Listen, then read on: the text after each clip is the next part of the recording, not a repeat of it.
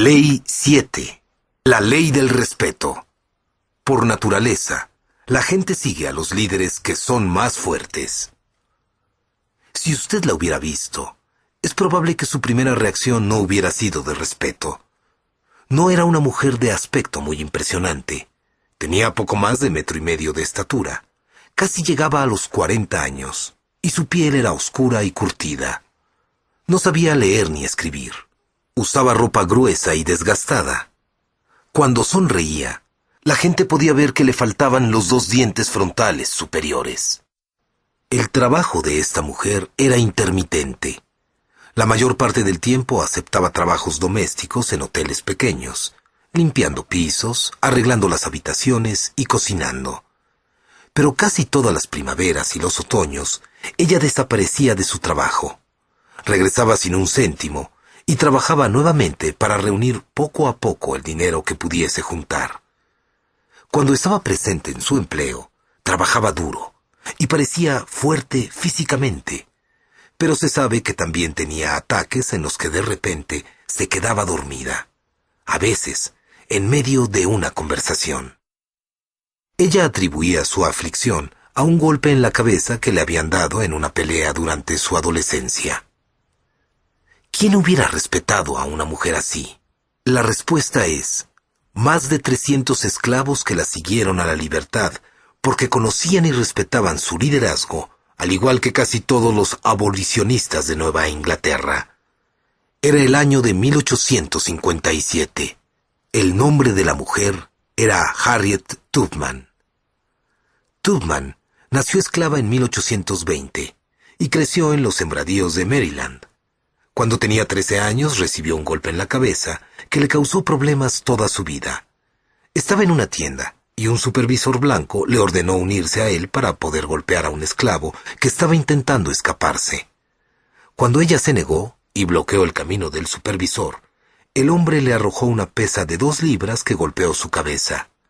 Esto casi provocó su muerte, y su recuperación tomó meses. A la edad de 24 años, se casó con John Tubman, un hombre negro libre.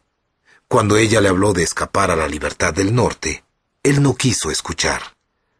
Le dijo que si intentaba escapar, él la entregaría a las autoridades.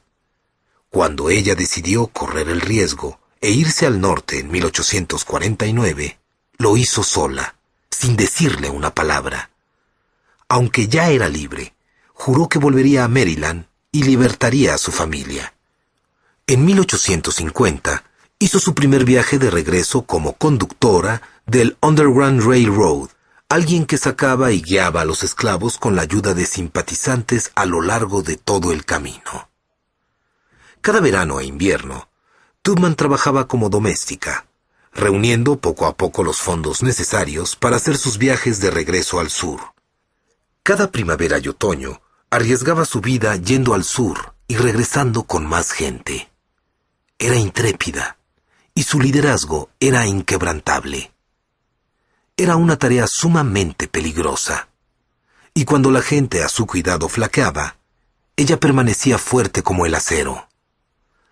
Tubman sabía que si los esclavos que habían escapado regresaban, serían golpeados y torturados hasta que dieran información de quiénes los habían ayudado. De modo que nunca permitió que la gente que guiaba se rindiera. Los muertos no cuentan historias, decía un esclavo temeroso mientras lo apuntaba en la cabeza con una pistola cargada. ¿Sigues o mueres? Entre 1850 y 1860, Harriet Tubman guió a más de 300 personas, incluidos muchos miembros de su propia familia. Hizo 19 viajes en total, y se enorgullecía del hecho de que nunca perdió a una persona bajo su cuidado. Mi tren nunca se descarriló, decía, y nunca perdí a un pasajero. Los blancos sureños pusieron a la cabeza de Tubman el precio de $12,000, una fortuna. Los negros del sur la llamaban simplemente Moisés. Al comienzo de la Guerra Civil, había sacado más gente de la esclavitud que ningún otro norteamericano en la historia, blanco o negro, hombre o mujer. Harriet Tubman No parecía ser candidata al liderazgo porque la suerte estaba contra ella. No había recibido educación. Comenzó su vida como esclava. Vivía en una cultura que no respetaba a los afroamericanos y trabajaba en un país donde las mujeres aún no tenían derecho al voto. A pesar de sus circunstancias, se convirtió en una líder increíble. La razón es sencilla. Los individuos, por naturaleza, siguen a los líderes más fuertes. Todo el que entraba en contacto con ella reconocía su poderoso liderazgo y se sentía obligado a seguirla. Así es como funciona la ley del respeto. La gente no sigue a otros por accidente. Siguen a individuos cuyo liderazgo respetan. Alguien que tiene un liderazgo de 8, en una escala de 1 a 10, en la que 10 es lo más alto, no sale a buscar un 6 para seguirlo. Por naturaleza sigue a un 9 o a un 10. Los menos capacitados siguen a los altamente capacitados y dotados. En ocasiones, un líder fuerte decide seguir a alguien más débil que él. Pero cuando eso sucede, hay una razón. Por ejemplo, el líder más fuerte sigue a uno débil por respeto a la posición de la persona o a sus realizaciones pasadas. O tal vez esté siguiendo la cadena de mando. Sin embargo, por lo general, los seguidores son atraídos a personas que son mejores líderes que ellos. Esa es la ley del respeto. Observe lo que ocurre cuando un grupo de personas se reúne por primera vez. Tan pronto empiezan a interactuar, los líderes que hay en el grupo se hacen cargo inmediatamente. Piensan en términos de la dirección en la que desean ir y a quiénes quieren llevar con ellos. Al principio, la gente se mueve tentativamente en varias direcciones, pero después de conocerse unos a otros, al poco tiempo reconocen los líderes más fuertes y los siguen. ¿Qué es lo que hace que una persona respete y siga a otra? ¿Son las cualidades del líder? ¿Es debido al proceso en que el líder y el seguidor participan? ¿Sucede debido a las circunstancias? Yo creo que todos los factores forman parte de ello. Basado en mis observaciones y en mi experiencia personal, aquí están las 6 formas principales en que los líderes obtienen el respeto de los demás. Primero, habilidad natural de liderazgo. Algunas personas nacen con mayores aptitudes y habilidades para dirigir que otras. Todos los líderes no son creados de la misma forma. Si usted posee una habilidad natural de liderazgo, las personas quieren seguirle. Quieren estar alrededor suyo. Le escucharán. No obstante, uno de los posibles errores más grandes en los líderes naturales es apoyarse solamente en su talento. Segundo, respeto por los demás. Los dictadores y otros líderes autocráticos se apoyan en la violencia y en la intimidación para hacer que las personas hagan lo que ellos quieren. Eso realmente no es liderazgo. En contraste, los buenos líderes se apoyan en el respeto. Ellos comprenden que todo liderazgo es voluntario. Cuando los líderes muestran respeto por los demás, especialmente por las personas que tienen menos poder o una menor posición que ellos, obtienen su respeto.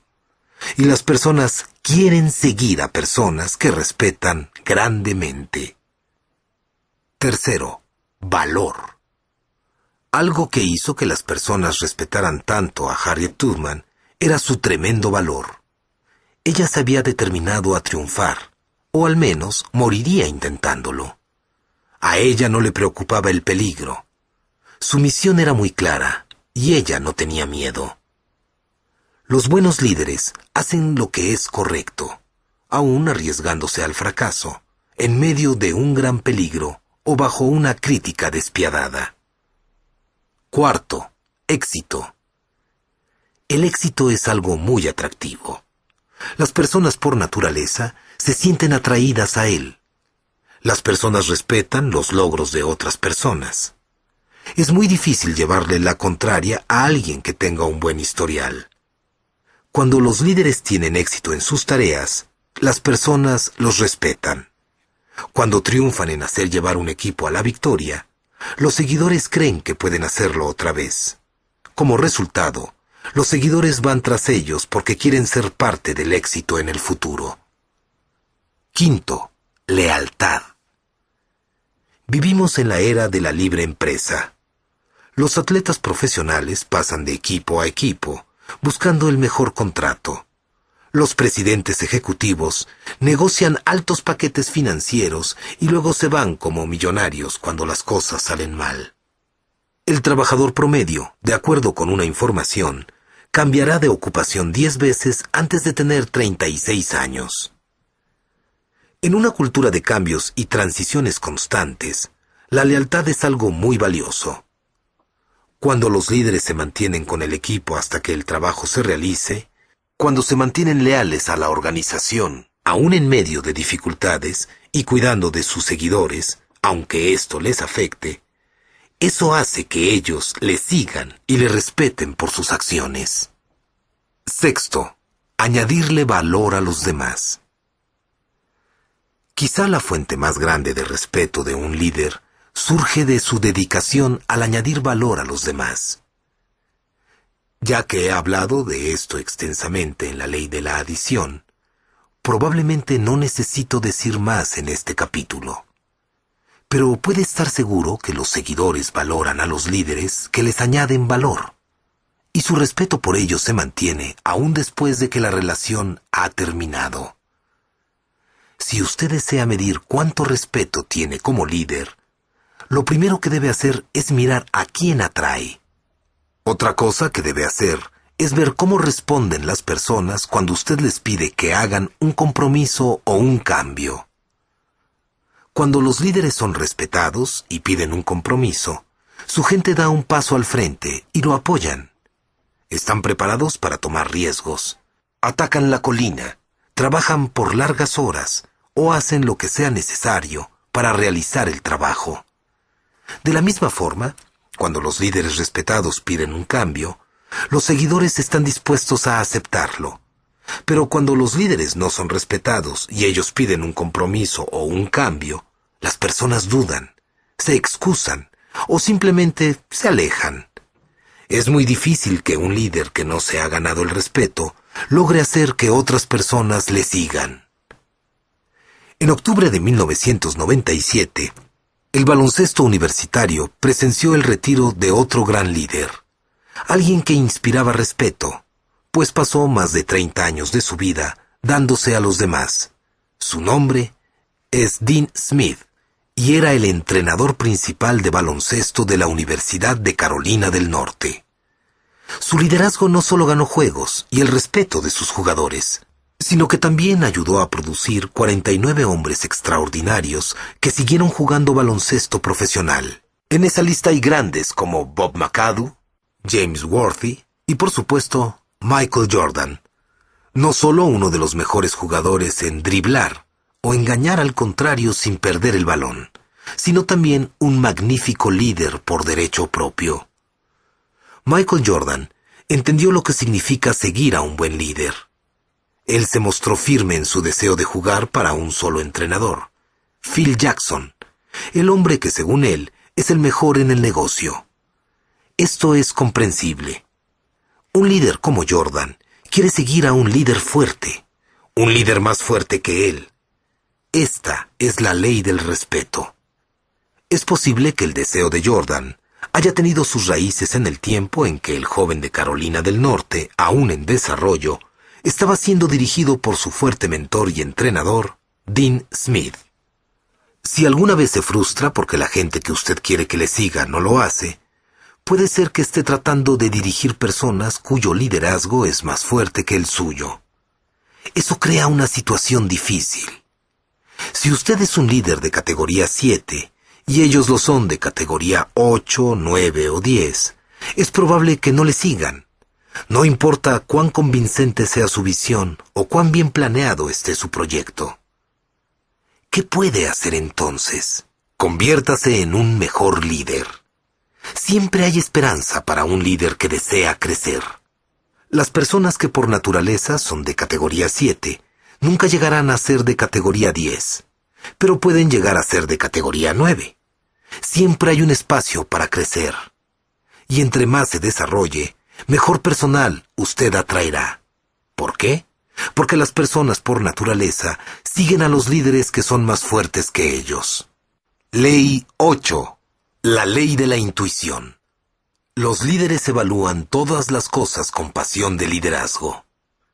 Ya que soy un comunicador y realizo muchas conferencias, las personas desean escuchar a mi esposa, Margaret, y de vez en cuando recibe invitaciones para hablar en un evento. Cuando la fecha se aproxima, Margaret trabaja en su presentación, pero inevitablemente, si hablamos de ello, nuestra conversación es más o menos así. John, ¿cómo crees que debo empezar?, me pregunta. Depende, le respondo. Eso no me ayuda mucho. Margaret, no estoy tratando de portarme difícil. Cada conferencia es diferente. Muy bien, pero ¿qué debo hacer? Yo hablaría con los asistentes antes de que comenzara el evento para saber cómo es el ambiente. Tú sabes, ver cuál es la actitud. También escucharía lo que el anfitrión dijera y a las personas que hablaron antes de mí para saber si debo hablar o mencionar algo que se dijo antes. Buscaría una forma de tener una conexión con la audiencia. Eso no me ayuda, me dice frustrada. Para ser honesto, sus preguntas me frustran tanto como a ella lo hacen mis respuestas. Me cuesta explicarle lo que haría porque la comunicación es algo intuitivo para mí. Es una de mis grandes fortalezas. No estoy tratando de burlarme de Margaret.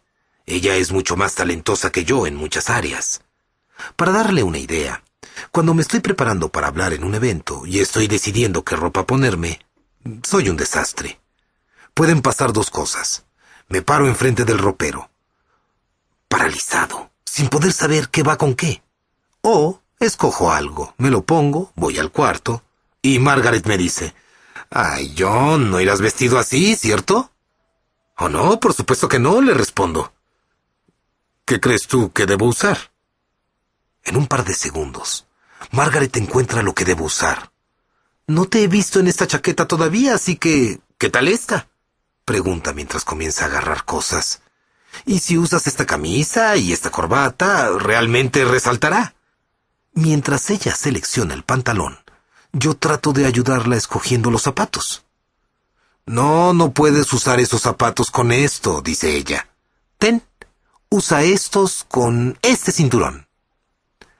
Cuando llego al evento, recibo halagos de varias personas por la forma en que voy vestido, y por eso cuando regreso a casa, cuelgo todo el traje junto porque sé que combina bien.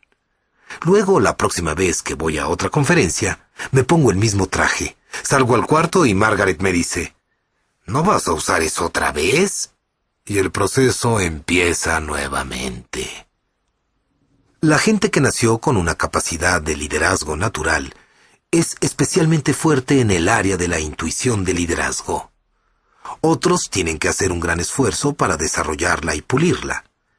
Pero independientemente de cómo se produzca, la intuición es el resultado de dos cosas. La combinación de la habilidad natural, que se halla en las áreas fuertes de una persona, y las destrezas aprendidas. Esta intuición informada hace que los asuntos de liderazgo salten a la vista de un líder de una manera única. Yo considero la intuición de liderazgo como la capacidad de un líder de interpretar lo que está sucediendo. Es por esta razón que yo digo que los líderes son intérpretes. Los líderes son intérpretes de su situación. En toda clase de circunstancias, los líderes retoman detalles que otros no ven. Pueden sintonizarse a la dinámica de liderazgo. Muchos líderes describen esto como una habilidad para oler las cosas en la organización. Pueden percibir la actitud de las personas. Pueden detectar la química del equipo. Pueden saber cuándo las cosas marchan muy bien, cuándo van en descenso o cuándo van a detenerse. No necesitan mirar estadísticas, leer reportes o examinar una hoja de balance. Conocen la situación antes de tener todos los hechos. Ese es el resultado de su liderazgo de intuición. Los líderes son intérpretes de las tendencias. La mayoría de los seguidores se enfocan en su trabajo actual. Piensan en términos de asignaciones, proyectos o metas específicas. Así debe ser. La mayoría de los gerentes se preocupan de la eficiencia y la efectividad. Con frecuencia, tienen un punto de vista más amplio que los empleados, pensando en términos de semanas, meses y años. No obstante, los líderes tienen una perspectiva aún más amplia. Ellos se fijan con anticipación en años y hasta en décadas. Su intuición les dice que algo está sucediendo, que las condiciones están cambiando y que el problema o la oportunidad se están acercando. Los líderes siempre se encuentran unos pasos al frente de los demás. Si no lo hicieran, no estarían dirigiendo. Ellos pueden hacer eso solamente si pueden interpretar las tendencias. Los líderes son intérpretes de sus recursos. Un buen trabajador encuentra un desafío y piensa, ¿qué puedo hacer para ayudar? Una persona con muchos logros se pregunta, ¿cómo puedo resolver este problema? El máximo ejecutor se pregunta, ¿qué debo hacer para llegar al siguiente nivel y poder superar esto? Ellos ven el desafío, el problema o la oportunidad y luego piensan, ¿quién es la mejor persona que puede encargarse de esto? ¿Cuáles recursos, materiales, tecnología, información, etcétera, poseemos que nos puede ayudar ahora? ¿Cuánto nos costará esto? ¿Cómo puedo estimular a mi equipo para que triunfen? Los líderes ven todo con un prejuicio de liderazgo. Su enfoque es movilizar a las personas y reforzar los recursos para lograr sus metas, más que utilizar sus propios esfuerzos. Los líderes que quieren triunfar utilizan al máximo cada recurso y cada activo que tienen para el beneficio de su organización. Por esa razón, continuamente están conscientes de lo que tienen a su disposición. Los líderes son intérpretes de las personas. El presidente Lyndon Johnson dijo una vez que cuando uno entra a una habitación y no puede saber quién está a favor y quién está en contra de uno, no pertenece al mundo de la política. Interpretar a las personas es quizá la habilidad intuitiva más importante que los líderes pueden poseer. Después de todo, si lo que usted está haciendo no involucra a las personas, entonces no es un liderazgo. Y si no puede persuadir a las personas para que le sigan, entonces no está dirigiendo. Los líderes son intérpretes de sí mismos. Por último, los buenos líderes desarrollan la capacidad de interpretarse a sí mismos. Los líderes no solo deben saber cuáles son sus puntos fuertes y sus puntos ciegos, sus destrezas y debilidades, sino también su estado de ánimo mental actual. ¿Por qué? Porque los líderes pueden obstaculizar el progreso tan fácilmente como lo pueden ayudar a crear. De hecho, es más fácil dañar una organización de lo que es edificarla. Todos hemos visto organizaciones excelentes que necesitaron muchas generaciones para construirse y que se destruyeron en cuestión de años. Cuando los líderes enfrentan un problema, automáticamente lo miden y comienzan a resolverlo, aplicando la ley de la intuición. Todo lo evalúan con la predisposición de liderazgo. Por ejemplo, usted puede notar cómo entró en acción la intuición de liderazgo en Apple Computer. Casi todo el mundo conoce la historia del gran éxito de Apple. La compañía fue creada en 1976 por Steve Jobs y Steve Wozniak, en la cochera del padre de Jobs. 4 años después, el negocio se hizo público, abriendo acciones a $22 cada una y vendiendo 4.6 millones de acciones. De la noche a la mañana, hizo millonarios a más de 40 empleados e inversionistas. Pero la historia de Apple no es toda positiva. Desde aquellos primeros años, su éxito, el valor de las acciones y la capacidad de capturar clientes han fluctuado mucho. Jobs se fue de Apple en 1985, presionado por una batalla con John Sculley, el jefe principal, antiguo presidente de la junta directiva de la Pepsi, que Jobs había empleado en 1983. Sculley fue sucedido por Michael Spindler, en 1993, y luego vino Gilbert Amelio en 1996. Ninguno pudo restablecer el éxito previo de Apple. En sus días de gloria, Apple había vendido 14.6% de todos los computadores personales en Estados Unidos. En 1997, las ventas disminuyeron a 3.5%. En ese momento, Apple buscó nuevamente el liderazgo de su fundador, Steve Jobs. La gente de la compañía creía que él podía salvarla. Jobs estudió la situación en forma intuitiva e inmediatamente tomó medidas. Sabía que era imposible hacer mejoras si no se hacían cambios en el liderazgo, de modo que rápidamente despidió a todos los antiguos miembros de la junta, excepto 2 de ellos, e instaló nuevos. También hizo cambios en el liderazgo ejecutivo. También despidió a la agencia publicitaria y puso 3 firmas a competir por la cuenta. Jobs también reenfocó a la compañía. Quería volver a las cosas básicas que Apple siempre había hecho mejor. Usar su individualidad para crear productos que hacían una diferencia. Jobs dijo: "Hemos revisado la lista de nuevos productos y eliminado 70% de los proyectos, y nos hemos quedado con el 30% que eran gemas. Además, estamos añadiendo nuevos productos que constituyen toda una nueva forma de ver las computadoras." Ninguna de estas medidas causó una sorpresa especial. Pero Jobs también hizo algo que verdaderamente mostró la ley de la intuición en acción. Tomó una decisión que iba totalmente en contra del pensamiento previo de Apple. Fue un increíble salto intuitivo del liderazgo. Jobs hizo una alianza estratégica con el hombre que los empleados de Apple consideraban su archienemigo, Bill Gates. Jobs explicó: "Llamé a Bill y le dije que Microsoft y Apple debían trabajar más de cerca, pero que teníamos un asunto que resolver, la disputa de la propiedad intelectual. Resolvámoslo." Rápidamente negociaron un trato que arregló el pleito legal contra Microsoft. Gates prometió pagar a Apple e invertir $150 millones en acciones sin derecho a votar. Abrieron el camino para futuras sociedades y llevaron a la compañía mucho capital que era necesario. Esto fue algo que solo un líder intuitivo pudo haber hecho. En Wall Street, el valor de las acciones de Apple de inmediato subió vertiginosamente 33%, y con el tiempo, Apple volvió a obtener algo del prestigio que había perdido años antes. En el año 2001, Jobs realizó otro movimiento en el liderazgo basado en su intuición. Mientras que otros fabricantes de computadoras estaban poniendo la mira en las agendas digitales, él se enfocó en la música.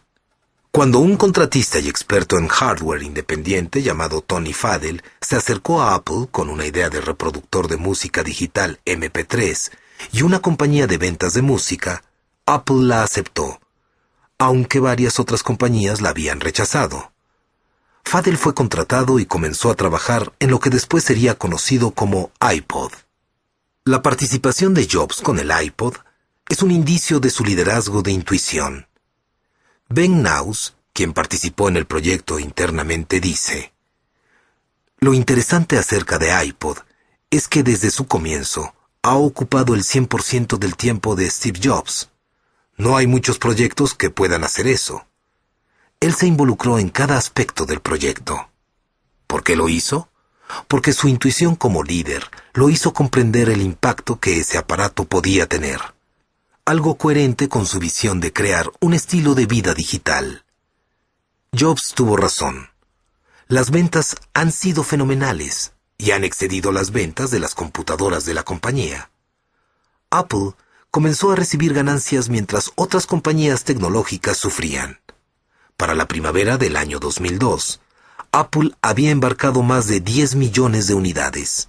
Al final del 2005, Apple poseía el 75% del mercado mundial en reproductores digitales de música.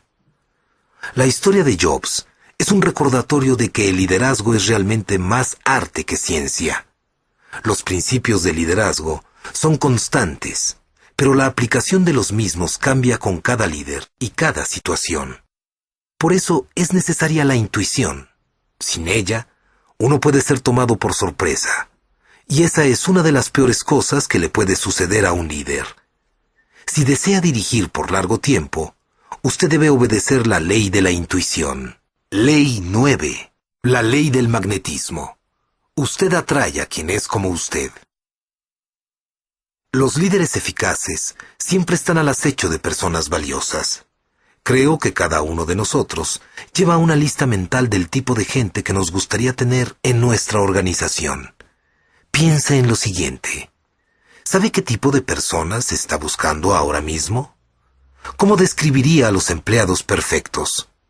¿Qué cualidades poseen estos individuos? ¿Quiere que sean dinámicos y emprendedores? ¿Está buscando líderes? ¿Desea usted que sean personas de 20, 40 o 60 años?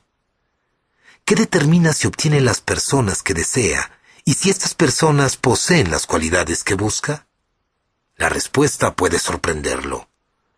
Aunque no lo crea, lo que usted quiere no determina a quién atrae. Se determina por quién usted es. En la mayor parte de las situaciones, usted atrae a las personas que poseen sus cualidades. Esa es la ley del magnetismo. Quien es usted es a quien atrae. Cuando yo era niño, mi madre solía decir, Dios los cría y ellos se juntan. El que anda con sabios, sabio será. Pensaba que este era un prudente refrán cuando jugaba a la pelota con Larry, mi hermano mayor.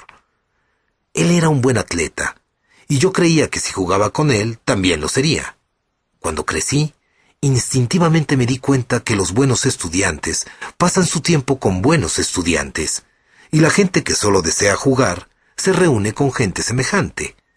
Pero creo que no entendí realmente el impacto de la ley del magnetismo hasta que me trasladé a San Diego, California, y me convertí en el líder de la última iglesia que pastoreé. Mi predecesor en la iglesia, Skyline, era el Dr. Orval Butcher. Este es un hombre maravilloso con magníficas cualidades. Una de ellas es su maestría musical. Toca el piano y tiene una hermosa voz de tenor irlandés aún hoy a sus 80 años de edad. Cuando llegué en 1981, Skyline tenía una sólida reputación por su magnífica música. Era conocida a escala nacional por sus sobresalientes producciones musicales. De hecho, la iglesia estaba repleta de músicos y vocalistas talentosos. ¿Por qué había tantos músicos excepcionales en Skyline? La respuesta se encuentra en la ley del magnetismo. La gente con talento musical era, por naturaleza, atraída por el Dr. Butcher. Lo respetaban y lo entendían, compartían su motivación y sus valores, tenían los mismos intereses.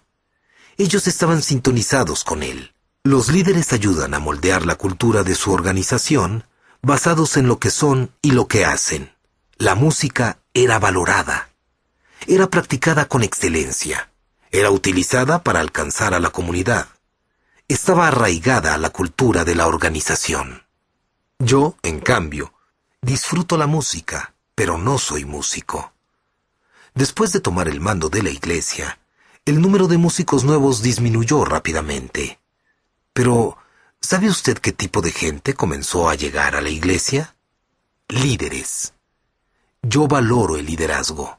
Lo modelo, entreno gente y premio el liderazgo. El liderazgo se entretejió en la fibra de nuestra organización. Cuando me fui de Skyline, la iglesia no solo estaba llena de cientos de líderes excelentes, sino que también había preparado y enviado a cientos de hombres y mujeres como líderes durante el tiempo que estuve allí. Esto se debió a la ley del magnetismo. Nuestra organización se convirtió en un imán para las personas con capacidades de liderazgo. Si usted ha tenido que contratar y despedir personal, probablemente descubrirá que la gente que lo sigue tiene cosas en común con usted en varios de los siguientes aspectos clave. Generación. La mayoría de las organizaciones reflejan las características de sus líderes claves y eso incluye su edad. Durante la época denominada .com, en los 90, miles de compañías fueron fundadas por personas mayores de 20 años y menores de 40 años. ¿Y a quiénes contrataron? Otras personas contemporáneas. En casi todas las organizaciones, la mayoría del tiempo las personas que son parte de ellas tiene una edad similar a los líderes que les contratan. Por lo general, eso ocurre dentro de los departamentos, y de vez en cuando ocurre en toda la compañía. Actitud.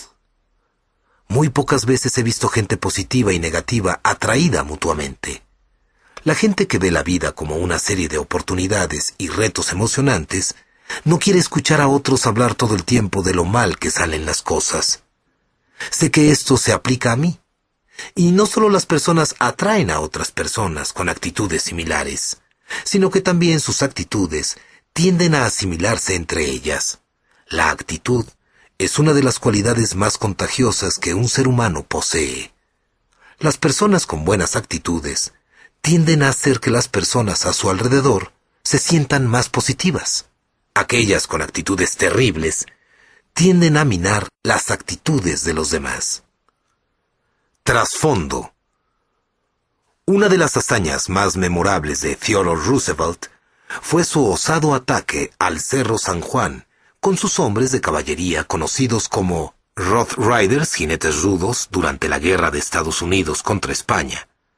Roosevelt reclutó personalmente a toda la compañía voluntaria de caballería y se dio cuenta de que este era un grupo extraordinariamente peculiar.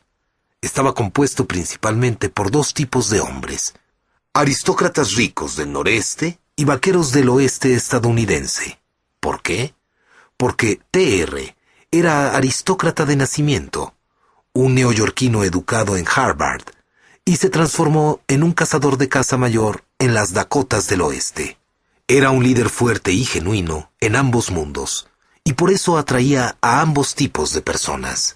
Las personas atraen o son atraídas a otras personas con un trasfondo similar. Los obreros tienden a andar unidos. Los jefes tienden a contratar personas de la misma raza. Las personas con educación tienden a respetar y a valorar a otras que también sean educadas. Este magnetismo natural es tan fuerte que las organizaciones que valoran la diversidad tienen que luchar contra él. Valores. Los individuos son atraídos a líderes cuyos valores son similares a los de ellos. Piensa en la turba que acudió ante el presidente John F. Kennedy después de su elección en 1960. Él era un joven idealista que quería cambiar el mundo y atraía a personas de un perfil similar. Cuando formó el Cuerpo de Paz y llamó al pueblo al servicio diciendo: «No pregunte qué puede hacer su país por usted, pregunte qué puede hacer usted por su país». Miles de personas jóvenes e idealistas dieron un paso al frente en respuesta al llamado. No importa si los valores comunes son positivos o negativos. De cualquier forma, la atracción es igualmente fuerte. Piensa en alguien como Adolfo Hitler. Era un líder muy fuerte, como se puede juzgar por su nivel de influencia, pero sus valores estaban corrompidos hasta la médula. ¿A qué clase de personas atraía? A líderes con valores similares. Eran hombres totalmente perversos. La ley del magnetismo es poderosa. Cualquiera que sea su carácter, es probable que lo encuentre en la gente que lo sigue. Energía. Es algo bueno que las personas con niveles similares de energía sean atraídas mutuamente, porque cuando se une una persona de mucha energía con una persona de muy poca energía y se les pide que trabajen unidas, pueden volverse locas. La persona de alta energía piensa que la persona de poca energía es perezosa, y la persona de poca energía piensa que la otra está loca. Talento. Las personas no salen por allí a buscar líderes mediocres. Las personas se sienten atraídas a la capacidad y a la excelencia, especialmente en el área del talento. Es muy probable que respeten y sigan a alguien que posea su misma clase de talento. Los hombres de negocios quieren seguir personas que tengan habilidad en desarrollar una organización y obtener una ganancia. Los jugadores de fútbol desean seguir entrenadores que tengan un gran talento futbolístico. Las personas creativas quieren seguir líderes que estén dispuestos a pensar sin limitaciones. El talento atrae al talento. Parece muy obvio. Sin embargo, muchos líderes esperan que personas muy talentosas los sigan, aun cuando ellos no poseen ni expresan valor por los talentos de las personas. Mientras escucha este capítulo, quizá se encuentre en una de las siguientes dos situaciones. Puede estar diciendo: no me encantan las personas que estoy atrayendo. ¿Debo quedarme en esta situación? La respuesta es no. Si usted no se siente satisfecho con la habilidad de liderazgo de las personas que atrae, utilice la ley del proceso y esfuércese para aumentar su capacidad de liderazgo. Si quiere desarrollar una organización, desarrolle al líder. Si ve que las personas que usted atrae no son confiables, entonces examine su carácter. Desarrollar un carácter más fuerte puede ser un camino difícil, pero el resultado vale la pena. Un buen carácter mejora cada aspecto de la vida de una persona. Por otro lado, tal vez esté diciendo: me gusta quién soy y me gusta la clase de gente que atraigo. Eso es grandioso. Ahora, continúe con el siguiente paso del liderazgo eficaz. Reclute personas que sean diferentes a usted para fortalecer sus debilidades. Si no lo hace, algunas tareas organizativas importantes pueden ser pasadas por alto, y la organización sufrirá al final. Una organización nunca desarrolla su potencial si todos en ella son visionarios o si todos son contadores. Es posible que un líder vaya y reclute personas que no son como él, pero no serían las personas que atraería naturalmente. Atraer a personas que no son como usted requiere un alto grado de intención. Para triunfar en ello, las personas deben creer en usted y la visión que comparte debe ser convincente. Quien es usted es a quien atrae. Esa es la ley del magnetismo. Si usted quiere atraer mejor gente, conviértase en la clase de gente que usted quiere atraer. Ley 10. La ley de la conexión. Los líderes tocan el corazón antes de pedir la mano. Existen incidentes en la vida y las carreras de los líderes que se convierten en momentos cruciales en su liderazgo. Para los seguidores, el público en general y los historiadores, esos momentos por lo general representan lo que esos líderes son y lo que respaldan. Permítame darle un ejemplo. Yo creo que la presidencia de George W. Bush puede ser resumida en dos momentos cruciales que experimentó durante su periodo como presidente. El primer momento ocurrió al principio de su primer término y definió el término completo de su presidencia. Solo 4 días después del colapso de las torres, Bush fue allí. Pasó tiempo con los bomberos, los oficiales de policía y los grupos de rescate. Les dio la mano, los escuchó, asimiló la devastación. Le agradeció a las personas que estaban trabajando allí y les dijo: la nación envía su amor y compasión a todos los que están aquí. Se dice que la moral de los grupos de rescate se elevó cuando el presidente llegó y empezó a saludarlos. Las cámaras captaron a Bush en medio de la destrucción abrazando al bombero Bob Beckwith. Cuando algunos miembros de la multitud gritaron que no podían escucharlo, Bush levantó la voz y les dijo: yo los escucho, el mundo entero los escucha. Y las personas que destruyeron esos edificios nos escucharán pronto. El pueblo vitoreó. Se sintieron valiosos. Se sintieron comprendidos. Bush logró conectarse con ellos como nunca antes lo había hecho. El segundo incidente sucedió durante el segundo término de Bush y definió su presidencia. Ocurrió el 31 de agosto de 2005, 2 días después de que el huracán Katrina destruyera la ciudad de Nueva Orleans. Después de que los diques de la ciudad se rompieran y el agua la inundara, en lugar de visitar la ciudad como lo había hecho en Nueva York después del 11 de septiembre, Bush voló por encima de la ciudad en el avión presidencial, observando el daño por medio de una de las ventanillas. para el pueblo de la costa del Golfo, eso significó indiferencia. Después que la tragedia terminara, no importó lo que el presidente Bush dijera o cuánta ayuda proveyera, ya no pudo volver a obtener la confianza del pueblo. Él no se conectó con el pueblo. Él había roto la ley de la conexión. Para ser eficaces, los líderes necesitan conectarse con la gente, porque uno primero debe tocar el corazón de la gente antes de pedirles una mano. Esa es la ley de la conexión. Todos los grandes comunicadores reconocen esta verdad y la llevan a la práctica casi de manera instintiva. Uno no puede hacer que la gente actúe si primero no conmueve sus emociones. Frederick Douglass fue un orador sobresaliente y un líder afroamericano del siglo XIX. Se dice que tenía una habilidad extraordinaria para conectarse con las personas y conmover el corazón de éstas cuando hablaba. El historiador Lyron Bennett dijo lo siguiente de Douglass: podía hacer reír a sus oyentes de un esclavista que predicaba los deberes de la obediencia cristiana. Podía hacerlos ver la humillación de una sirvienta esclava negra violada por un esclavista brutal. Podía hacerlos escuchar los sollozos de una madre que era separada de su hijo. Por medio de él, la gente podía llorar, maldecir y sentir. Por medio de él, podían vivir la esclavitud. Los buenos líderes buscan conectarse con los demás todo el tiempo, sea de manera colectiva o individual. La conexión con la gente no es algo que solo debe ocurrir cuando el líder se comunica con un grupo de personas.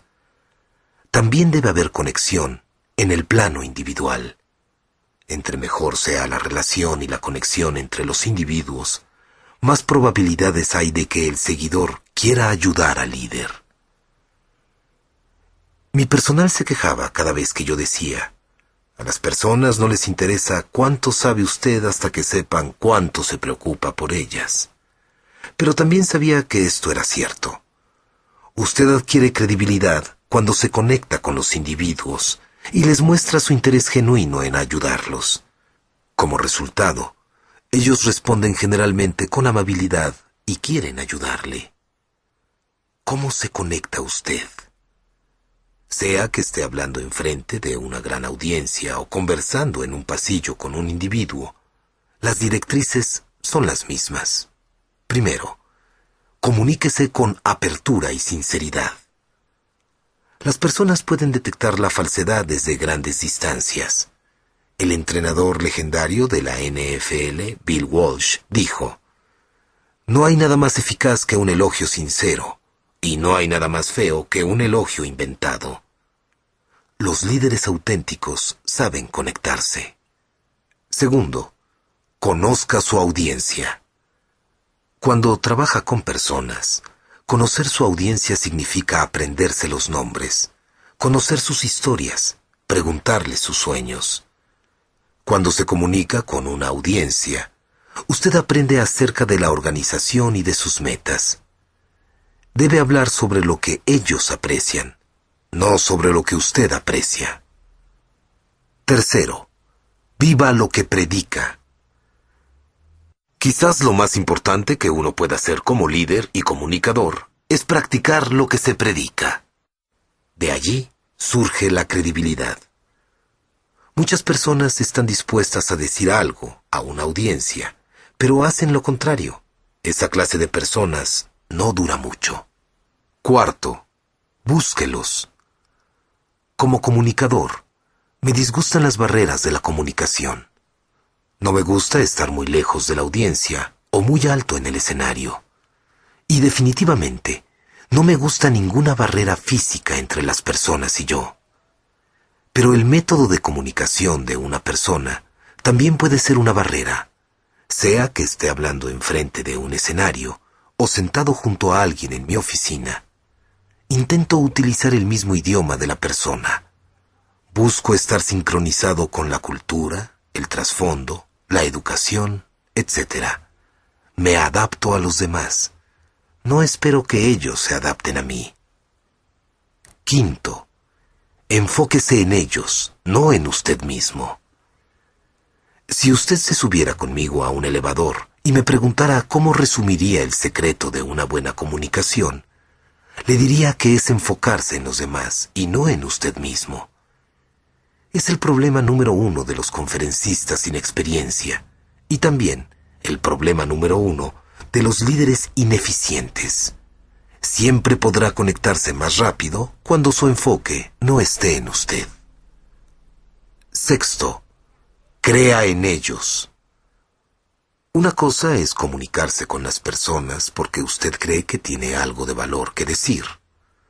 Otra cosa es comunicarse con las personas porque cree que ellos tienen valor. La opinión que las personas tienen de nosotros por lo que ven en nosotros no es tan importante con lo que podemos ayudarles a ver acerca de ellos mismos. Algunos líderes tienen problemas con la ley de la conexión, porque creen que esta es deber de los seguidores. Esto se aplica especialmente a los líderes por posición. Estos piensan, yo soy el jefe, yo estoy a cargo. Ellos son mis empleados, que se acerquen ellos a mí. Pero los líderes exitosos que obedecen la ley de la conexión son siempre los que inician. Dé el primer paso para acercarse a otros y luego haga un esfuerzo por continuar fortaleciendo la relación. Esto no siempre es fácil, pero es importante para el éxito de la organización. El líder debe hacerlo, independientemente de cuántos obstáculos haya. Aprendí esta lección en 1972, cuando tuve que enfrentar una situación muy difícil. Me iba a mudar a Lancaster, Ohio, donde asumiría el liderazgo de una iglesia. Antes de aceptar la posición, un amigo me dijo que la iglesia acababa de atravesar por una gran batalla relacionada con un proyecto de construcción. El dirigente de una de las facciones era la persona más influyente de la iglesia, un hombre llamado Jim Boots, el líder laico electo de la congregación. También escuché que Jim tenía reputación de ser negativo y un disidente. Le gustaba usar su influencia para mover a la gente en direcciones que no siempre ayudaban a la organización. Como varias veces el pastor anterior había tenido encontronazos con Jim, yo sabía que para tener éxito en mi liderazgo debía conectarme con él. De lo contrario, siempre tendríamos un conflicto los dos. Si usted quiere que alguien esté de su lado, no trate de convencerlo. Haga conexión con él. Eso era lo que yo estaba determinado a hacer. Lo primero que hice al llegar allí fue hacer una cita con Jim para verlo en mi oficina. Cuando él entró le dije, Jim, sé que es la persona más influyente de esta iglesia, y quiero que sepa que he decidido hacer todo lo que esté a mi alcance para entablar una buena relación con usted. Me gustaría reunirme con usted todos los martes para almorzar en el Holiday Inn y hablar de las cosas. Mientras yo sea el líder aquí, nunca presentaré a las personas una decisión sin haberla discutido primero con usted. Realmente quiero que trabajemos juntos. También quiero que sepa que he oído decir que usted es una persona muy negativa, le dije, y que le gusta entrar en contiendas.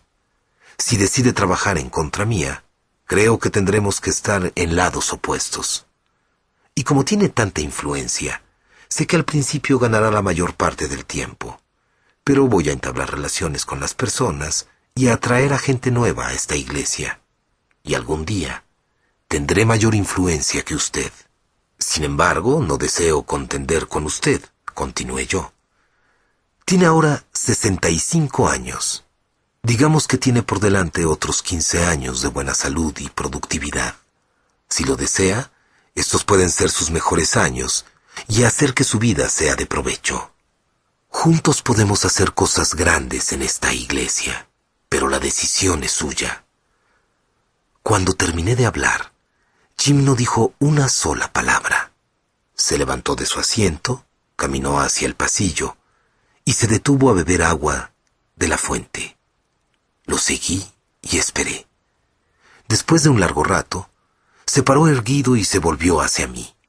Cuando lo hizo, pude ver que lágrimas surcaban sus mejillas. Entonces me dio un abrazo de oso y me dijo: «Puede contar conmigo, estoy de su lado». Y Jim estuvo de mi lado. Resultó que vivió unos 10 años más, y como estuvo dispuesto a ayudarme, juntos realizamos algunas cosas positivas en esa iglesia. Pero esto nunca habría sucedido si yo no hubiera tenido el coraje de hacer una conexión con él ese primer día en mi oficina. Una de las compañías que admiro es Southwest Airlines. La compañía ha sido exitosa y ha dado ganancias, mientras que otras aerolíneas han declarado bancarrota. La persona responsable por el éxito inicial de la organización y la creación de su cultura es Herb Kelleher, el fundador de la compañía y actual presidente ejecutivo de la junta. Me encanta lo que los empleados de Southwest hicieron en la celebración del Día del Jefe en 1994, cuando apareció un anuncio de toda una página en el diario USA Today. Fue escrito y pagado por los empleados de Southwest Airlines e iba dirigido a Herb Kelleher, el jefe principal de la compañía. Gracias, Herb, por recordar a cada uno de nosotros por nuestro nombre, por apoyar el hogar de Ronald McDonald, por ayudar a subir equipaje en el Día de Acción de Gracias, por dar a todos un beso, a todos, por saber escuchar, por dirigir la única aerolínea principal rentable, por cantar en nuestra fiesta de fin de año, por cantar solo una vez al año, por dejar que usemos pantalones cortos y zapatos deportivos para trabajar, por jugar al golf en el clásico del Louvre con un solo palo de golf, por hablar más que Sam Donaldson, por conducir su Harley Davidson a las oficinas centrales de Southwest, por ser un amigo, no solo un jefe. Feliz Día del Jefe de parte de cada uno de sus 16,000 empleados. Una muestra de afecto como esta solo ocurre cuando un líder se ha esforzado mucho por conectarse con su gente. Nunca subestime la importancia de construir puentes en las relaciones entre usted y la gente a quien dirige. Dice un antiguo refrán: para dirigirse a usted mismo, use su cabeza. Para dirigirse a los demás, use su corazón. Esa es la naturaleza de la ley de la conexión. Siempre toque el corazón de una persona antes de pedirle una mano. Ley 11. La ley del círculo íntimo. El potencial de un líder es determinado por quienes están más cerca de él.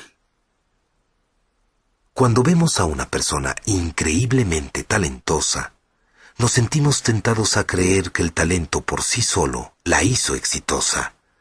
Creer eso es creer en una mentira. Nadie hace nada grandioso por sí solo. Los líderes no llegan al triunfo por sí mismos. El potencial de un líder se determina por aquellos que están más cerca de él.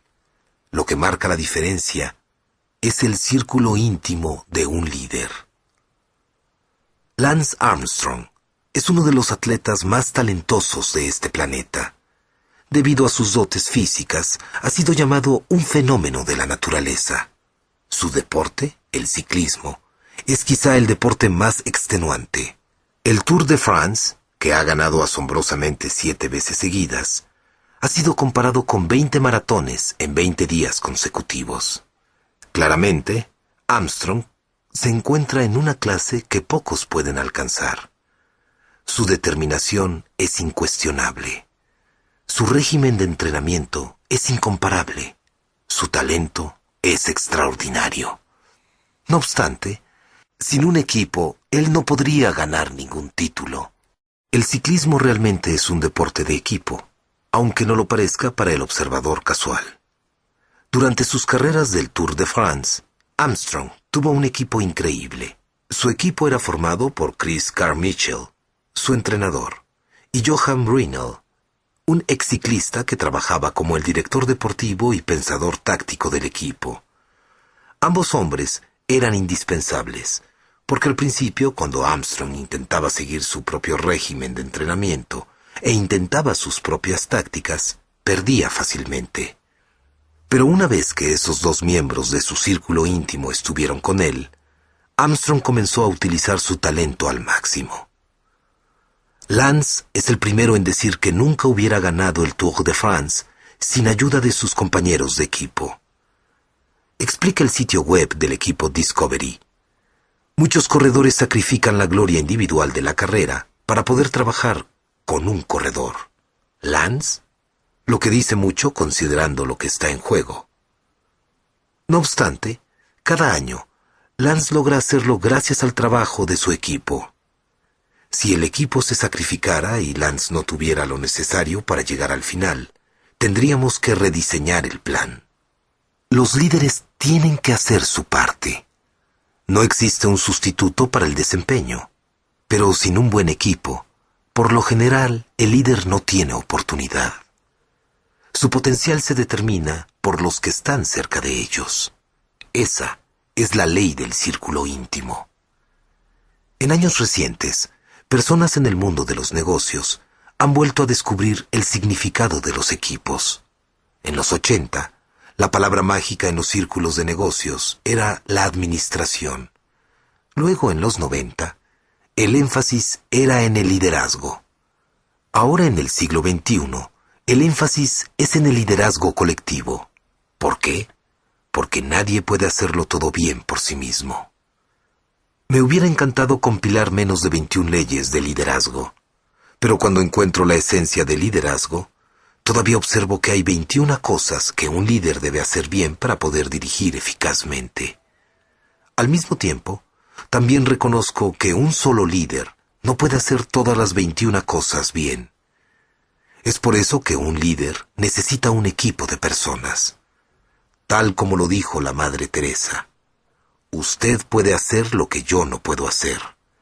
Yo puedo hacer lo que usted no puede hacer. Juntos podemos hacer grandes cosas. Ese es el poder de la ley del círculo íntimo.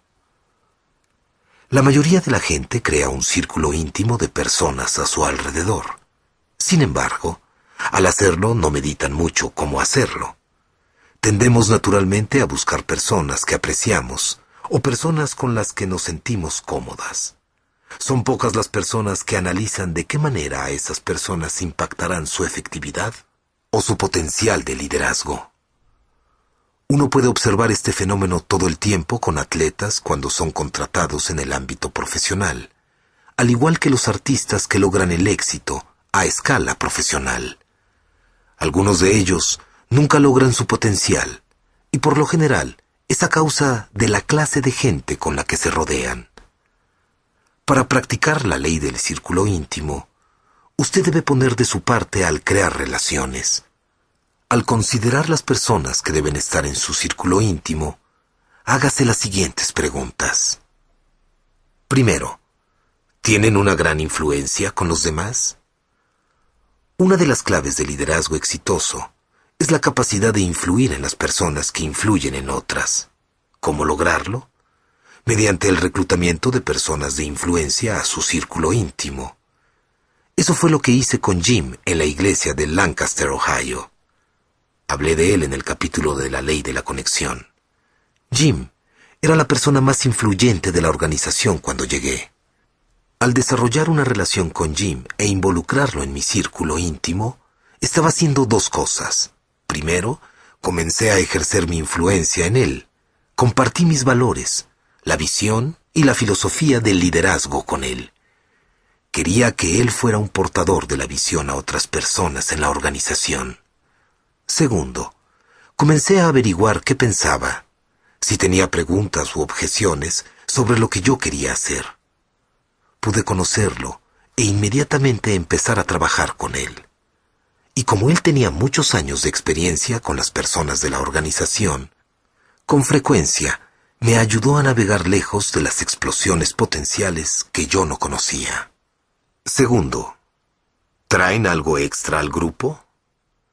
Debido a mi talento en el liderazgo, por naturaleza atraigo a otros líderes, y también me siento muy atraído a ellos.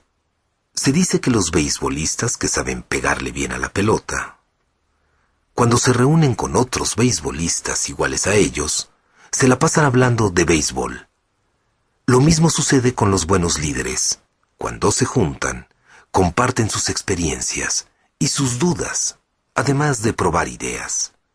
Pero una de las mejores cosas que he hecho en mi carrera de liderazgo es traer a mi círculo íntimo las personas claves que posean puntos fuertes que contrarresten mis puntos débiles.